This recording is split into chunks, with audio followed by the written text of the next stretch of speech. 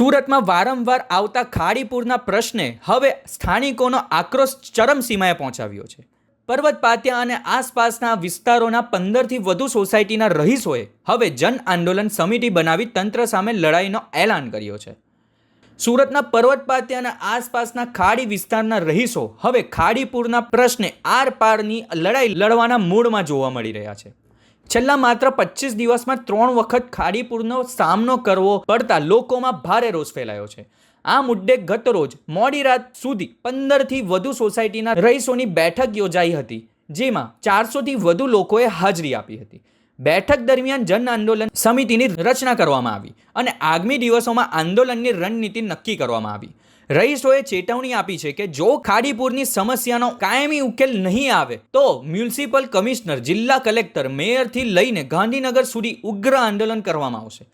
ઋષિ વિહાર, Madhavbaug, Satyam apartment, Kailashnagar, શ્રીવર્ધન, વીરદર્શન, નંદનવન row house સહિત 15થી વધુ સોસાયટીના રહીશોએ એક સાથે આવી સ્પષ્ટ કર્યું છે કે છેલ્લા 10 વર્ષથી માત્ર આશ્વાસન મળ્યા છે. હવે વચન નહીં પરંતુ ખાડીપુરનું કાયમી નિવારણ જોઈએ. આપનું નામ? પન્નાબેન પટેલ. પન્નાબેન, કેટલું હવે તો આંદોલનના મૂળમાં છે, લડી લેવું છે, શું કહેશું, કેટલા હેરાન કેટલા પરેશાન થયા હશું ત્યારે આંદોલનના માર્ગે આવ્યા છીએ. છેલ્લા 20 વર્ષથી ખાડીપુરની સમસ્યા, અમે અહીંયા 20 વર્ષથી રહીએ છીએ, પણ છેલ્લા 10 વર્ષથી અમારી સમસ્યા એટલી વધી ગઈ કે ચોમાસું આવે એટલે બધાના મનમાં એ ભય હોય કે પાણી તો આવશે, કારણ કે દર વર્ષે આવે જ છે.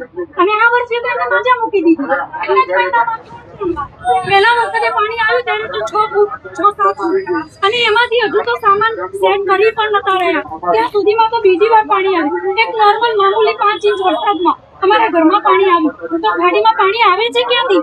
સુરતમાં તો એટલો વરસાદ છે નહીં, એટલે એનો મતલબ એ જ છે કે બીજે બધાનું પાણી ડાયવર્ટ અહીંયા કરવું છે.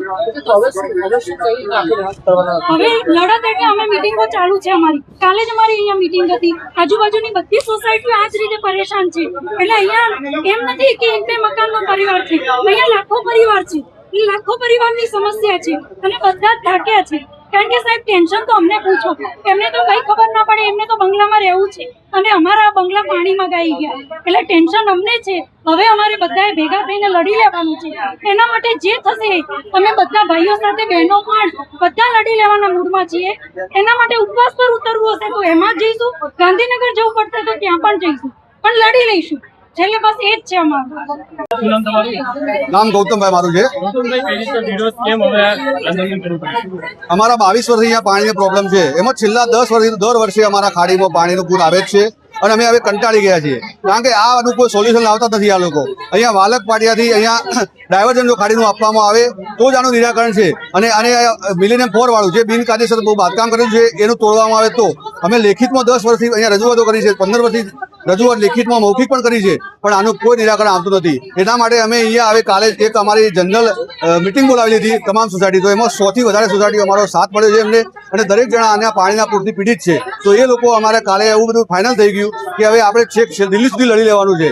અને 2 દિવસમાં અમે આ કલેક્ટરશ્રીને આવેદનપત્ર આપવાના જવા છે, બાઇક રેલી કાઢીને, અને કમિશનરશ્રી, મેયરશ્રી 3ને અમે આવેદનપત્ર આપીશું. અને એ લોકોને જો અમે ટાઈમ આપીશું એમાં અમારું આ નિરાકરણ નહીં આવે તો અમે રસ્તા રોકો આંદોલન પણ કરીશું, લિંબાયતના ઝોન ઓફિસનો પણ ઘેરાવ કરીશું, અનશન પણ બેસીશું અને ગાંધીનગર દિલ્હી સુધી જવા તૈયાર છીએ. એટલે આનો અમારે ખાડીપુરનું નિરાકરણ આવવું જ જોઈએ અમારે.